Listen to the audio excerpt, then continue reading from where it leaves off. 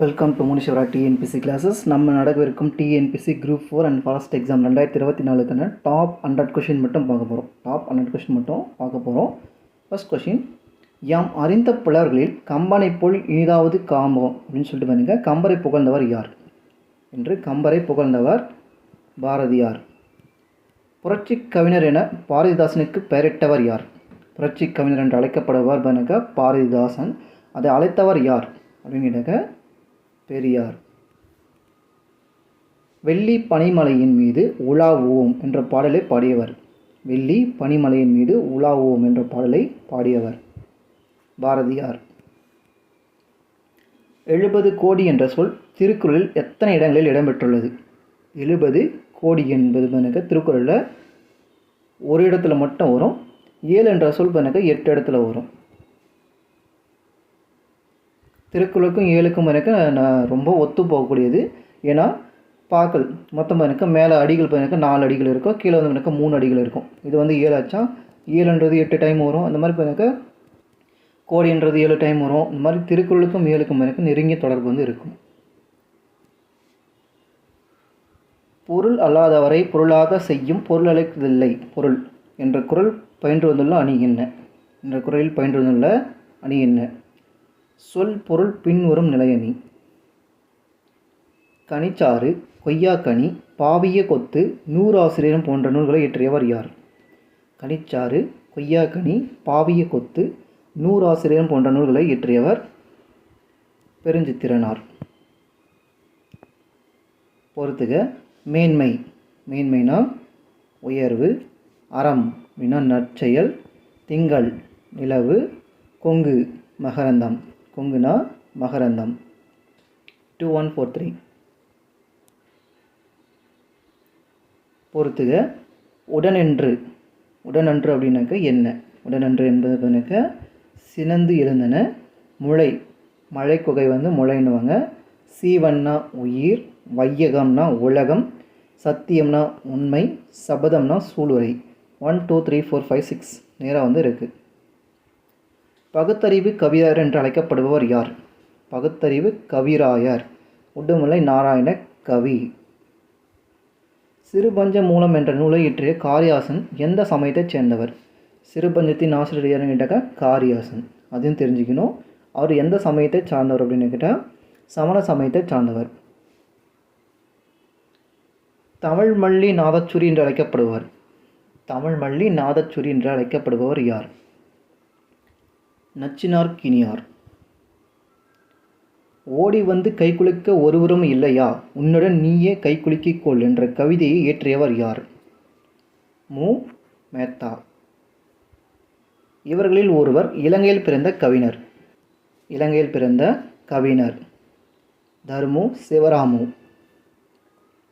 கம்பராமாயணத்தின் 5வது காண்டம் என்ன? கம்பராமாயணத்தின் 5வது காண்டம் சுந்தரகாண்டம்.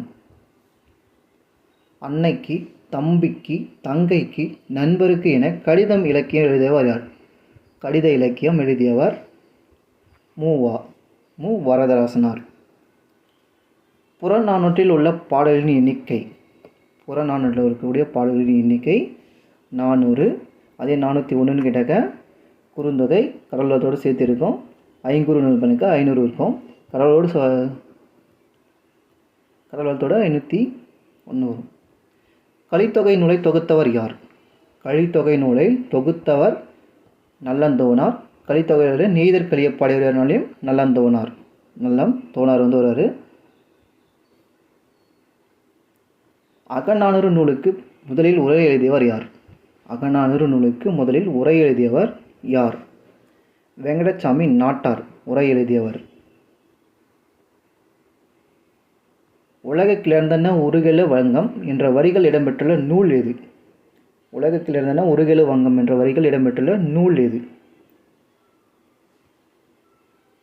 அகநானூறு. கல்வெட்டு எந்த நூற்றாண்டுகள் முதல் நமக்கு கிடைத்துள்ளன? 3ஆம் நூற்றாண்டு முதல். சமண சிற்பங்கள் எங்கு காணப்படுகின்றன? சமண சிற்பங்கள் எங்கு காணப்படுகின்றன? மதுரை மற்றும் திருநாதர்குன்று. ஏபி வந்து சரி. பொய்க்கால் குதிரையாட்டம் கேரளாவில் எவ்வாறு அழைக்கப்படுகிறது? கேரளாவில் எவ்வாறு அழைக்கப்படுகிறது? குதிரைக்களி. உங்களுக்கு இந்த கொஷின்ஸ்லாம் பார்த்தீங்கன்னா குரூப் 4 எப்படி வந்து உங்களுக்கு குரூப் 4 சிலபஸ் இருக்கோ அந்த குரூப் 4 சிலபஸ் வைஸ் பார்த்தீங்கன்னா கொஷின்ஸ் வந்து ரெடி பண்ணியிருப்பேன். சிலப்பதிகாரத்திற்கு சிறந்த உரை எழுதியவர் யார்? சிலப்பதிகாரத்திற்கு சிறந்த உரை எழுதியவர் அடியாருக்கு நல்லார். வாக்கியம் 1. சிலப்பதிகாரமும் மணிமேகலையும் இரட்டை காப்பியங்கள் என அழைக்கப்படுகிறது. சிலப்பதிகாரமும் மணிமேகலையும் இரட்டை காப்பியங்கள் என அழைக்கப்படுகிறது. வாக்கியம் 2. சிலப்பதிகாரம் மணிமேகலை இரண்டுமே 30 காதைகளை கொண்டுள்ளது. ரெண்டுமே வந்து பண்ணிக்க 30 காதைகள் இருக்கும். ரெண்டுமே வந்து பண்ணிக்க இரட்டை காப்பியம்னு சொல்லி அழைப்பாங்க. ரெண்டுமே வந்து சரி. வாக்கியம் ரெண்டுமே வந்து சரி. தமிழ் விடு தூது குறிப்பிடும் 3 குணங்களில் தவறானது எது? தமிழ் விடு தூது குறிப்பிடும் 3 குணங்களில் தவறானது எது?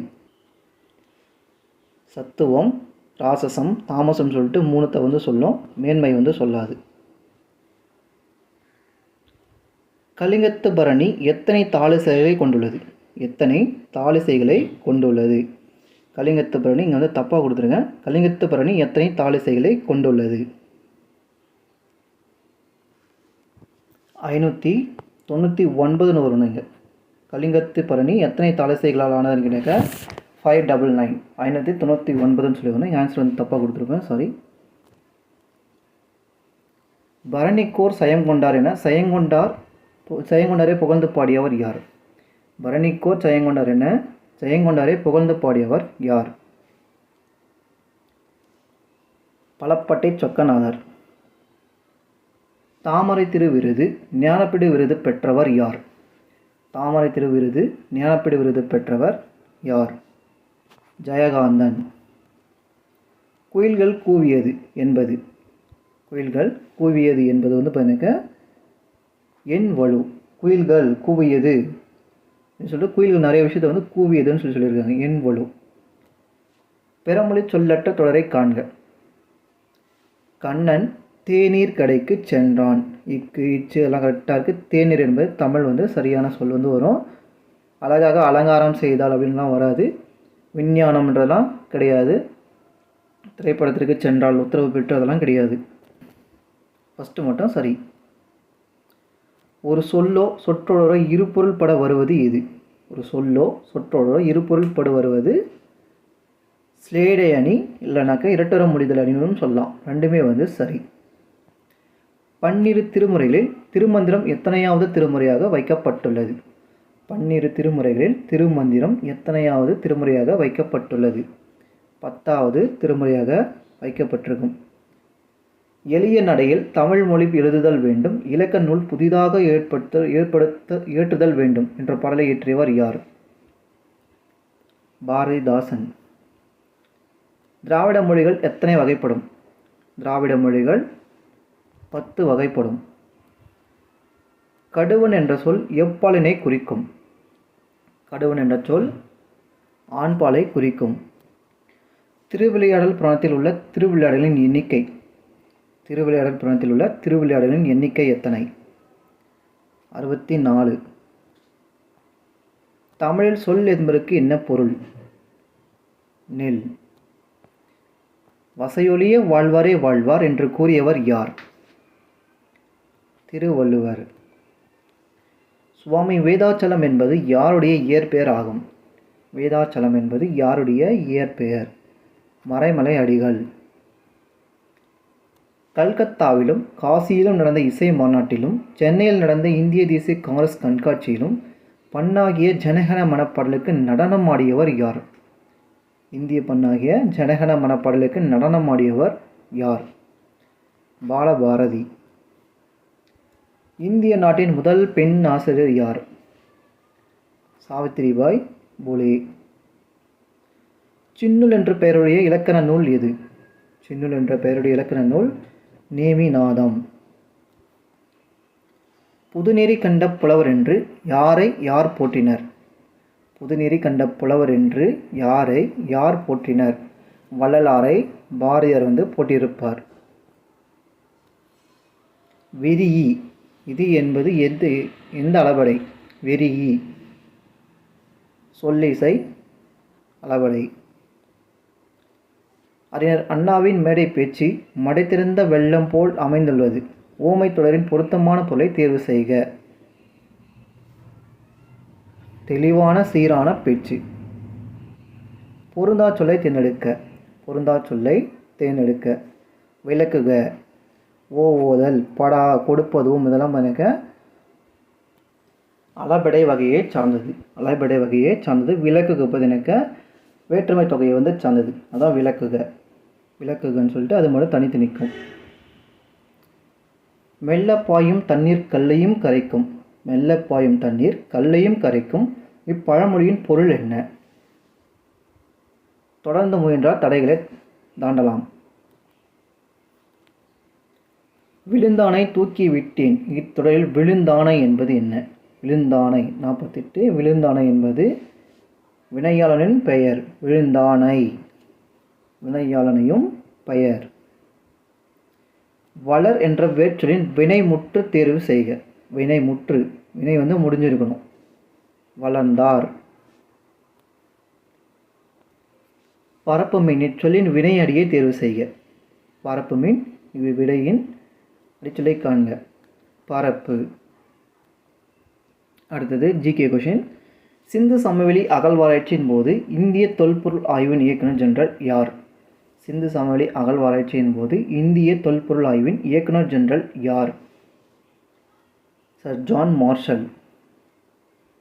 சிந்துவெளி மக்கள் தோல் நோய்க்கு மருந்தாக பயன்படுத்திய பொருள் என்ன? தோல் நோய்க்கு மருந்தாக பயன்படுத்திய பொருள் என்ன? கட்டில் என்னும் மீனின் எலும்பு வந்து யூஸ் பண்ணியிருப்பாங்க. இந்திய மறுமலர்ச்சியின் தந்தை என்று அழைக்கப்படுபவர் சுவாமி தயானந்த சரஸ்வதி. வாக்கியம் 2. இந்து சமயத்தின் மார்ட்டின் லூதர் என்று அழைக்கப்படுபவர் ரவீந்திரநாத் தாகூர். இந்திய மறுமலர்ச்சியின் தந்தை என்று அழைக்கப்படுபவர் ரவீந்திரநாத் தாகூர். அதே இந்து சமயத்தின் மார்ட்டின் லூதர் கிங் என்று அழைக்கப்படுபவனுக்கு சுவாமி தயானந்த சரஸ்வதி. சுவாமி தயானந்த சரஸ்வதி. ஆப்போசிட்டில் வந்து ரெண்டுமே வந்து தப்பு. விடுபட்ட இடத்தில் சரியான விடைகுறிப்பை தேர்ந்தெடுக்க. இயற்பெயர் அறியப்பட்ட பேர் பண்ணுங்க. மூல் சங்கர் என்பது தயானந்த சரஸ்வதியுடைய பழைய நேம். விவேகானந்தர் என்பது நரேந்திர தத்தா அவருடைய இயற்பெயர் ஒன்று இருக்கும். ராமகிருஷ்ண பரமஹம்சருடைய இயற்பெயர் வந்து கடதா சட்டார்ஜி. அப்போ காத்தவராயன் என்பது யாருடைய இயற்பெயராக இருக்கும் அப்படின்னா அயோத்திதாச பண்டிதர். இந்திய அரசமைப்பு உறுப்பு டேஷின் கீழ் ஆங்கிலோ இந்திய சமுதாயத்தைச் சேர்ந்த டேஷ் நியமன உறுப்பினராக ஆளுநரை வந்து நியமிக்கிறார். எந்த உறுப்பின் மூலமாக? இப்போ நமக்கு பார்த்தீங்கன்னாக்கா 235 தொகுதியில் வந்திருக்கு. 235 தொகுதியில் வந்திருக்கு. அதில் அதாச்சும் தொகுதிகள் அப்படின்னாக்கா சீட் நான் சொல்கிறது சீட்டு மட்டும் சொல்கிறேன். 234 பேர் பண்ணிக்க நம்ம வந்து தேர்ந்தெடுக்கிறோம். எம்எல்ஏஸை வந்து நம்ம தேர்ந்தெடுக்கிறோம். இதில் ஒருத்தர் மட்டும் பண்ணிக்க ஆளுநர் வந்து நியமிப்பார். ஒருத்தர் மட்டும் எனக்கு ஆளுநர் வந்து நியமிப்பார். அதுதான் 5வது ஆள். 35வது ஆள் வந்து வருவார். அது எந்த உறுப்பு? அது வந்து எந்த உறுப்பு அப்படின்னு கேட்டாக்க 333 உறுப்பு மூலிமா ஒரு உறுப்பினரை வந்து நிறுத்துவார். தவறானதை தேர்ந்தெடு. இறுதியாக முகவுரை 22 பாகங்கள் 395 சட்டப்பிரிவுகள் மற்றும் 8 அட்டவணைகள் கொண்ட இந்திய அரசமைப்பு உருவாக்கப்பட்டது. இறுதியாக பார்த்தீங்கன்னாக்கா இதெல்லாம் கிரியேட் பண்ணியிருப்பாங்க. 22 பாகங்கள் 395 சட்டப்பிரிவுகள் மற்றும் 8 அட்டவணைகள் கொண்ட இந்திய அரசமைப்பு பார்த்தீங்கன்னாக்கா நமக்கு வந்து 26 நவம்பர் 1949 வந்து சைன் பண்ணி ஏற்றிருப்பாங்க. இது 1950ஆம் ஆண்டு ஜனவரி 26ஆம் நாள் ஏற்றுக்கொள்ளப்பட்டது. இதுதான் வந்து தப்பு. நவம்பர் 26, 1949 வந்து ஏற்றிருப்பாங்க. அன்றைக்கி வந்து சைன் பண்ணி ஏற்றிருப்பாங்க. அப்போ பி ஆப்ஷன் மட்டும் தப்பு. நடைமுறைக்கு வந்ததுன்னு பார்த்தீங்கன்னாக்கா நமக்கு குடியரசு தினம் வந்து கொண்டாடிட்டுருக்கோம். 1950 ஜனவரி 26ஆம் நாள் தான் இந்திய அரசமைப்பு சட்டம் வந்து நடைமுறைக்கு வந்தது. இந்த நாளே ஒவ்வொரு ஆண்டும் இந்திய குடியரசு தினமாக வந்து கொண்டாடப்படுகிறது என்பதும் சரி. அப்போ பி மட்டும் வந்து தப்பு. நவம்பர் 26, 1949 வரணும். இந்தியாவையும் இலங்கையும் பிரிப்பது. இந்தியாவையும் இலங்கையும் பிரிப்பது பாக்னீர் சந்தி. இந்தியாவின் வடக்கு தெற்கு பரவல். இந்தியாவின் வடக்கு தெற்கு பரவல் அப்படிங்கிட்ட கிழக்கு மேற்குனா 2933. வடக்கு தெற்கு பரவல். வடக்கு தெற்கு பரவல்ங்கிட்ட 3214 கிலோமீட்டர். இந்திய பொருளாதாரம் கலப்பு பொருளாதாரத்துக்கு ஒரு சிறந்த எடுத்துக்காட்டாகும். நம்மளுடைய இந்திய பொருளாதாரம்ன்றது கலப்பு பொருளாதாரம். கவர்மெண்ட் ப்ளஸ் பார்த்தீங்கன்னாக்கா ப்ரைவேட் செக்டர்ஸ் ரெண்டுமே வந்து செயல்படுத்தும். இதன் பொருள் தனியார் துறையும் பொதுத்துறையும் இணைந்து செயல்படுவது என்று கொடுத்துருக்காங்க. வாக்கியம் ரெண்டுமே வந்து சரியான விளக்கமும் ஆகும். நாகலாபுரம், எட்டயபுரம், சாத்தூர், பாஞ்சாலங்குறிச்சி ஆகியவை மேற்கில் அமையப்பெற்ற பாளையங்கள். இவையெல்லாம் பார்த்தீங்க கிழக்கில் அமையப்பெற்ற பாளையங்கள். கிழக்கில் பார்த்தீங்கன்னாக்க புலித்தேவருடைய கட்டுப்பாட்டில் இருக்கும்.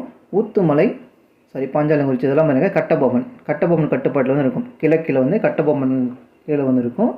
ஊத்துமலை, தலைவன்கோட்டை, நடுவன்குறிஞ்சி, சிங்கம்பட்டி, சேத்தூர் ஆகியவை பார்த்தீங்கன்னா கிழக்கில் கிடையாது, மேற்கில் அமையப்பெற்ற பாளையங்கள். புலித்தேவருடைய கட்டுப்பாட்டில் வந்து இருந்திருக்கும். வாக்கியம் ரெண்டுமே வந்து தவறானது. வேலு நாச்சியார் எந்த அரசருடைய மகள் ஆவார்? ராமநாதபுர அரசருடைய மகள் ஆவார். ஆங்கில உரிமைகள் மசோதா நிறைவேற்றப்பட்ட ஆண்டு 1689. வாக்கியம் 1. இந்தியாவில் சூரியனின் செங்குத்து கதிர்கள் மே மாத மத்தியில் விழுகின்றன. கொடுத்துருக்காங்க. இந்தியாவின் சூரியனின் செங்குத்து கதிர்கள் ஜூன் மாத மத்தியில் வந்து விழும். ஜூன் மாத மத்தியில் தான் வந்து விழும். கோடை காலம் மே மாத இறுதியில் வந்து முடிவடைஞ்சிடும் என்பது சரி. வாக்கியம் 2 மட்டும் சரி, 1 வந்து தவறு. சரியானதை தேர்ந்தெடு. ஜமீன்தாரி முறையை கார்ன்வாலிஸ் பிரபு 1792ஆம் ஆண்டில் நிரந்தர சொத்துரிமை சட்டமாக இயற்றினார். 1793ஆம் ஆண்டு. 1793ஆம் ஆண்டு பார்த்தீங்கன்னாக்க மாற்றிருப்பார். ஜமீன்தார்கள் வசூலிக்கப்பட வேண்டிய நில வருவாயில் 11 10 பங்கு அரசுக்கு செலுத்தினர். 11 அரசுக்கு வந்து செலுத்தியிருப்பாங்க. இது வந்து சரிதான். மீத தொகையை ஜமீன்தாருக்கு ஊதியமாக அறிவிக்கப்பட்டது. அந்த 1% இருக்கு இல்லையா, அதை வந்து ஜமீன்தாருக்கு வந்து ஊதியமாக அறிவிச்சிருப்பாங்க. இப்போ 2 3 மட்டும் சரி, ஏ வந்து தப்பு. 7வது ஐந்தாண்டு திட்டத்தில் இதில் சிறப்பு கவனம் செலுத்தப்பட்டது. எதில் வந்து சிறப்பு கவனம் வந்து செலுத்தப்பட்டாங்க அப்படின்னு கேட்டால்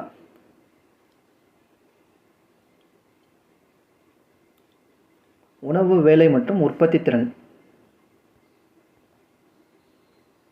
ஜமீன்தாரி முறையில் ஒடுக்கப்பட்ட குறிப்பாக இஸ்லாமிய விவசாயிகள் மத்தியில் யார் செல்வாக்கு மிக்க நபராக திகழ்ந்தார்? டிடுமீர். வாக்கியம் 1. லக்னோ ஒப்பந்தம் 1919 கொடுத்துருக்காங்க. லக்னோ ஒப்பந்தம் பார்த்தீங்கன்னாக்க நமக்கு வந்து தெரியும் 1916 வந்து நடந்திருக்கும். மாண்டேகு செம்ஸ்போர்ட்ஸ் திட்டம் 1919 வந்து கொடுத்துருப்பாங்க. வருஷம் ரெண்டுமே வந்து தப்பு. ஆப்போசிட்டில் வந்து கொடுத்துருக்கேன், ரெண்டுமே வந்து தப்பு. பொறுத்துக. வகாபி கிளர்ச்சி வந்து எங்கே நடைபெற்றது? வகாபி கிளர்ச்சி தலைமையேற்ற டிடுமீர் வந்து வருவார். முண்டா கிளர்ச்சி வந்து ராஞ்சியில் வந்து நடந்திருக்கும். பேகம் ஹஜரத் மஹல் வந்து லக்னோவில் வந்து தலைமையேற்றிருப்பாங்க பெரும்புரட்சி. அப்போ நானா சாஹிப் என்பவர் யாருன்னு கேட்டாக்க பேஷ்வா 2ஆம் பாஜிராவின் தத்து பிள்ளையாக தான் நானா சாஹிப் வந்து இருந்திருப்பார். 3 4 1 2 வந்து சரி. குடியரசுத் தலைவர் தேர்தலில் போட்டியிடுவதற்கான தகுதியில் சரியானது எதுன்னு கேட்குறாங்க. இந்திய குடிமகனாக இருத்தல் வேண்டும் என்பது சரி. 30 வயது பூர்த்தி அடைந்தவராக இருத்தல் வேண்டும் கொடுத்துருக்காங்க. 35 ஏஜ் வந்து ஆயிருக்கணும். 35 வந்து ஆயிருக்கணும். நடுவண் அரசியலோ மாநில அரசியலோ அல்லது உள்ளாட்சி அமைப்புகளிலோ ஊதியம் பெறும் பதவியில் வந்து இருக்கக்கூடாது. மக்களவை உறுப்பினர் அவருக்கு தகுதிகளை பெற்றிருக்க வேண்டும். மக்களவை உறுப்பினருக்கான தகுதியை வந்து பெற்றிருக்க வேண்டும். 1 4 மட்டும் வந்து சரி. ஆங்கிலோ இந்தியன் சமூகத்திலிருந்து மக்களவைக்கு குடியரசுத் தலைவர் எத்தனை பேரை நியமிக்கின்றார்? அதாவது மக்களவைக்கு, மாநிலவைன்னு கேட்டால் கல்வி அதெல்லாம் சேர்த்து 12 பேர் சேர்த்தவர். மக்களவை லோக்சபாவுக்கு வந்து 2 பேரை வந்து குடியரசுத் தலைவர் வந்து நியமிப்பார். நாடாளுமன்றத்தின் எந்த அவை நாடாளுமன்றத்தின் நிரந்தர அவையாக அறியப்படுகிறது? ராஜ்யசபா, மாநிலங்களவை வந்து நிரந்தர அவையாக வந்து கருதப்படுகிறது. சரியானதை தேர்ந்தெடு. 2ஆம் சந்திரகுப்தர் புகழ்பெற்ற வலிமை மிகுந்த லிச்சாவி அரச குடும்பத்தைச் சேர்ந்த குமாரதேவியை மணந்தார். குமாரதேவி வந்து அவர் தான் வந்து கல்யாணம் பண்ணியிருப்பார். ஆனால் 2ஆம் சந்திரகுப்தர் கிடையாது. அது வந்து ஃபஸ்ட்டு சந்திரகுப்தர். யார் கல்யாணம் பண்ணிக்கிறதுன்னு கேட்டாக்கா முதலாம் சந்திரகுப்தர். ஃபஸ்ட்டு குப்த வம்சத்தை பார்த்தீங்கன்னா ஸ்ரீகுப்தர் வந்து கிரியேட் பண்ணுவார். அவருடைய மகன் கடோத்கஜர். அதுக்கப்புறம் வரக்கூடிய தான் முதலாம் சந்திரகுப்தர். அவர் தான் லிச்சாவி குடும்பத்தை சேர்ந்த குமாரதேவி வந்து கல்யாணம் பண்ணிப்பார். அப்போ ஃபஸ்ட்டு வந்து தப்பு. நாட்டின் ஆட்சி பகுதி சிந்து நதிக்கும் நேபாள் நாட்டிற்கும் இடைப்பட்டதாக லிச்சாவி வந்து இருந்தது. சிந்து நதிக்கும் நேபாள் நாட்டிற்கும் வந்து இடைப்பட்டதுன்னு கொடுத்துருக்காங்க. கங்கை நதிக்கும் நேபாள் நாட்டிற்கும் தான் வந்து இடையில் வந்து இருந்திருக்கும். அப்போ ரெண்டாவது வந்து தப்பு. மூன்றாவது, முதலாம் சந்திரகுப்தரால் வெளியிடப்பட்ட வெள்ளி நாணயங்கள் சமுத்திரகுப்தர் மற்றும் குமாரதேவி ஆகிய இருவரின் உருவங்கள் இடம்பெற்று லிச்சாவியா என்ற வாசகம் பொறிக்கப்பட்டிருந்தது. முதலாம் சந்திரகுப்தரால் வெளியிடப்பட்ட வெள்ளி நாணயம் கிடையாது, தங்க நாணயம். தங்க நாணயத்தை ஃபஸ்ட்டு வெளியிட்டது யாருன்னாக்கா முதலாம் சந்திரகுப்தர் வெளியிட்டிருப்பார். அதில் அவருடைய உருவமும் குமாரதேவி லிச்சா வம்சத்தை சேர்ந்த குமாரதேவி உருவம் பார்த்தீங்கன்னாக்கா பொறிக்கப்பட்டு லிச்சாவின்னு சொல்லி அந்த வாசகத்தை வந்து வெளியிட்டிருப்பாங்க. இது வந்து பார்த்தீங்கன்னாக்கா தவறு. முதலாம் சந்திரகுப்தர் ஆட்சி காலத்தில் பற்றிய அதிக நாணயம் அதிக கல்வெட்டும் நமக்கு கிடைத்துள்ளது அப்படின்னு கேட்டாக்க அதிக நாணயமெல்லாம் வந்து கிடைக்கல. மகாராஜா அதிராஜா என்ற பட்டம் பெற்றவர்னாக்கா இரண்டாம் சந்திரகுப்தன் வந்துருங்க. மகாராஜா அதிராஜா என்ற பட்டம் பெற்றவர்லாம் எனக்கு ஃபர்ஸ்ட் சந்திரகுப்தர். மகாராஜா அதிராஜான்னு எனக்கு ஃபர்ஸ்ட் சந்திரகுப்தர் வந்து கொடுத்துருப்பாங்க. சரியானது வந்து எதுவுமே இல்லை, டி ஆப்ஷன் வந்து வரும். இரண்டாம் சந்திரகுப்தருக்கு பின் ஆட்சிக்கு வந்தவர் யார்? அவருடைய மகன் குமாரகுப்தர். நாலந்தாவை கிரியேட் பண்ணவர் வந்து பார்த்தீங்கன்னா அவர் தான் கிரியேட் பண்ணியிருப்பார். கரிசல் மண் பற்றி கருத்துகளில் தவறானது. கரிசல் மண் பற்றிய கருத்துகளில் தவறானது எது? தக்கான பகுதியில் உள்ள பசால்ட் பாறையிலிருந்து இது உருவாக்கப்பட்டது. டைட்டானியம் மற்றும் இரும்பு தாதுக்கள் உள்ளதால் கருப்பாக வந்து இருக்குன்னு சொல்லி சொல்கிறாங்க. டைட்டானியம் மற்றும் இரும்பு தாதுக்கள் அதிகமாக இருக்கிறனால தான் கரிசல் மண் வந்து கருப்பாக இருக்குன்னு சொல்கிறாங்க. இது வந்து சரிதான். நைட்ரஜன், பாஸ்பரிக் அமிலம் ஆகியவை அதிகமாக காணப்படுகிறது. அதிகமாக வந்து காணப்படுதுன்னு சொல்லி கொடுத்துருக்குங்க. இந்த நைட்ரஜன் பாஸ்பரிக் அமிலம்லாம் எங்கே அதிகமாக இருந்துச்சுன்னு கேட்டாக்க செம்மணுக்கு தான் அதிகமாக இருக்கும். செம்மணுக்கு தான் வந்து அதிகமாக இருக்கும், கரிசல் மண்ணுக்கு வந்து கிடையாது. கரிசல் மண்ணுக்கு கால்சியம், மக்னீசியம், கார்பனேட், இரும்பு, சுண்ணாம்பு, மாங்கனீசு போன்றவை தான் அதிகமாக இருக்கும். இப்போ தேர்ட் மட்டும் எனக்கு பொருந்தாது. கூற்று 1, தேயிலை அயன மண்டல மற்றும் உப அயன மண்டல காலநிலையில் வளரும் ஒரு பசுமையான தாவரமாகும். தேயிலை என்பது அயன மண்டல மற்றும் உபாயன மண்டல காலநிலையில் வளரக்கூடிய ஒரு பசுமையான தாவரம் என்பது சரிதான். ஃபூகி மற்றும் அசாமிகா ஆகியவை சீனாவில் பயிரிடக்கூடிய முக்கியமான தேயிலை ஆகும். ஃபூகி மற்றும் அசாமிகா என்பது பார்த்தீங்க அசாமில் மட்டும் நம்ம இந்தியாவில் வந்து பயிரிடக்கூடிய ஒரு முக்கியமான பயிராகும். அப்போ வாக்கியம் 1 மட்டும் வந்து சரி, 2வது வந்து தவறு. தமிழகத்தின் வேளாண் உற்பத்தி திறன் மற்றும் உணவு உற்பத்தி திறன் ஆகிய இரண்டுமே எப்படி இருக்குது? தமிழகத்தில் எப்படி இருக்குதுன்னு கேட்டாங்க ரெண்டுமே வந்து அதிகரித்து உள்ளது. ஆளுநர் அவருக்கான தகுதிகளில் தவறானது எது? ஆளுநர் அவருக்கான தகுதிகள் வந்து எது வந்து தவறுன்னு கேட்குறாங்க. ஆளுநர் தகுதிகள் பற்றி கூறும் பிரிவுகள் 156 அண்டு 157 சொல்லி கொடுத்துருக்காங்க. 157 to 58A, 57 to 58 வரணும், 56 வராது. அப்போ ஃபஸ்ட்டு வந்து தப்பு. 35 வயது நிறைவேறாக இருத்தல் வேண்டும். 35 வயது வந்து இருக்க வேண்டும் கொடுத்துருக்காங்க, சரிதான். நாடாளுமன்ற மற்றும் சட்டமன்ற உறுப்பினர்களுக்கு இருத்தல் கூடாது, உறுப்பினர் வந்து இருக்கக்கூடாது. லாபம் தரும் எந்த தொழில் வந்து இருக்கக்கூடாது. முதல்ல மட்டும் வந்து தப்பு, ஃபஸ்ட்டு மட்டும் எனக்கு சட்டப்பிரிவு வந்து தப்பு. சரியான கூற்றை தேர்வு செய்க. மாநில சட்டமன்றத்திற்கு சட்ட அதிகார வரம்பு உண்டு. மாநில சட்டமன்றத்திற்கு சட்ட அதிகார வரம்பு இருக்குது அப்படின்னு சொல்லி சொல்கிறாங்க. அது கரெக்டு தான். குடியரசுத் தலைவரின் ஒப்புதல் மட்டுமே மாநில பட்டியலில் உள்ள சில மசோதாக்களை சட்டமன்றத்தில் அறிமுகம் செய்யலாம். சட்டமன்றத்தில் வந்து அறிமுகம் வந்து செய்யலாம்னு சொல்லி கொடுத்துருக்காங்க. மாநில சட்டமன்றத்துக்கு வந்து பண்ணிக்க ஆளுநர் வந்து ஒப்புதல் தரணும். ஆளுநர் தான் வந்து ஒப்புதல் தரணும், குடியரசுத் தலைவர் கிடையாது. அப்போ ஃபஸ்ட்டு மட்டும் வந்து தப்பு, 2வது வந்து தவறு. வாக்கியம் 1, ஆசிய நாடுகளில் மொத்த உற்பத்தியில் ஜப்பான், அமெரிக்கா ஆகிய நாடுகளுக்கு அடுத்ததாக இந்தியா 3வது இடத்தில் உள்ளது. ஆசிய நாடுகளில் மொத்த உற்பத்தியில் பார்த்தீங்கன்னாக்க ஜப்பான் ஃபஸ்ட்டாக இருக்குது, அமெரிக்கா செகண்டாக இருக்குது, 3rd பிளேஸில் வந்து நம்ம இந்தியா இருக்குது என்பது சரிதான்.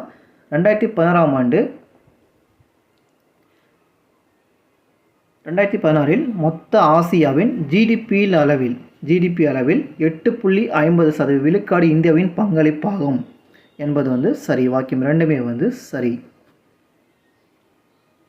சரியானதை தேர்ந்தெடு. வங்காளத்தில் உள்ள சம்ரான் மாவட்டத்தில் தீன்காதியா முறை வந்து பின்பற்றப்பட்டது. வங்காளத்தில் கிடையாது, பீகாரில் தான் வந்து பார்த்தீங்கன்னா சம்ரான். இந்த சம்ரானுக்கு தான் ஃபஸ்ட்டு பார்த்தீங்கன்னாக்கா காந்திஜி வருவார் இல்லையா, அதெல்லாம் இருக்கும். தீன்காதியா முறை வந்து பின்பற்றப்பட்டது, வங்காளத்தில் வந்து பின்பற்றப்பட்டிருக்கு. இந்த சுரண்டல் முறையில் இந்திய விவசாயிகள் தங்கள் நிலத்தில் 20இல் 3 பங்கு ஆவுரி வந்து பயிரிட்டனர் என்பதும் சரிதான். 20ல் 3 பங்கு வந்து பயிரிட்டிருப்பாங்க. ரெண்டாவது வந்து சரி.